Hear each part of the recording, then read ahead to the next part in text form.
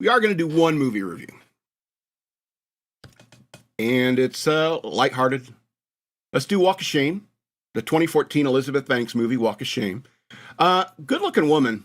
EK and I were just talking earlier about that she's a good-looking woman, but I don't think she's like leading lady kind of material. She looked great in that dress. It's a great dress. Elizabeth Banks, Walk of Shame. How could I? It's a kind of a good movie if you want to like watch with a date. You want to Netflix and chill with a girlfriend or something like that. You got to deal with the fact that it's a little slutty. Everyone's real horny in this movie. And I don't know, it's a little bit too like slut, a little too promiscuous, the movie, a little bit too club culture-y. And the whole idea is that this girl she's a reporter at the local news station. That's why she's on the bench there. She works at the news station, so people recognize her in the movie. And she wants to go out one night. She hooks up with a guy, and apparently all her friends do too, because that's what girls do, I suppose. And she ends up someplace like in a real rough neighborhood. And she wakes up and tries to sneak out and go home, but she doesn't know where she is. She doesn't have her phone. All that. Hilarity ensues. It's a very simple premise for a movie. It's quite a shallow movie. However, normally I wouldn't talk about a movie like this unless I was impressed with something. And believe it or not, it's not Elizabeth Banks. I'm not impressed with her. What I was impressed with is the writing and the design of every single character. Every single character in that movie was incredibly well fleshed out in terms of how they react, just like the things they say, and their motivations. Every single character. I mean, and that's kind of important when it comes to a good comedy, because especially one of those adventure comedies where you keep going like to person, and you keep running. You can get a whole bunch of like small cameos from a bunch of people, and they have like one scene. It's where they come in for one day of work, boom, and you just have to nail this one comedic line perfectly, and they do.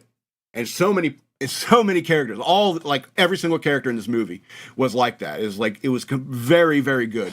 Because, like, for example, I'll give you one example. I don't want to ruin it because a lot of it, is part of the humor. There's one example. It's like she dialed this tip line to her news station. It's the only number she could remember. So she goes to a payphone and dials this tip line at her studio, and the guy who's sitting on there on the tip line, probably the lowest of the low intern at the station and so forth, had enough, and everything about that comes through in his character. And so she calls the tip line. And it's like, oh, it's me. Could you?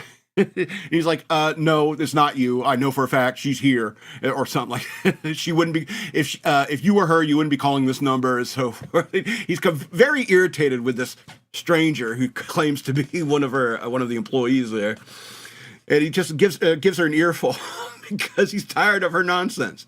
It's great. It's incredibly interesting about how that character, completely different from whatever else is happening in this movie, is having his own shitty day. You know what I mean? And I think that makes for good comedy. Yeah, I don't want to give away too much of it because it is. There are some pretty good jokes. I don't want to spoil them, because when people spoil a comedy's jokes, like the best jokes, that is the worst. If you come out of a movie and you said it was okay, but the funniest joke where everyone else was laughing and I wasn't was because some friend explained to me the funniest part of the movie. I hate that. So I'm trying not to give any of the jokes away. And it is pretty impressive for such a shallow film. It is very shallow. Because it's like everyone's so horny. It's like even the guy in the cab is like, you give Dance on Lap 3 songs. Anyway, I don't want to spoil the jokes. 9 of 13 stars, Walk of Shame. Your rating might be lower because you've seen me praise it. And my rating may be high because I expected absolutely nothing from an Elizabeth Banks movie.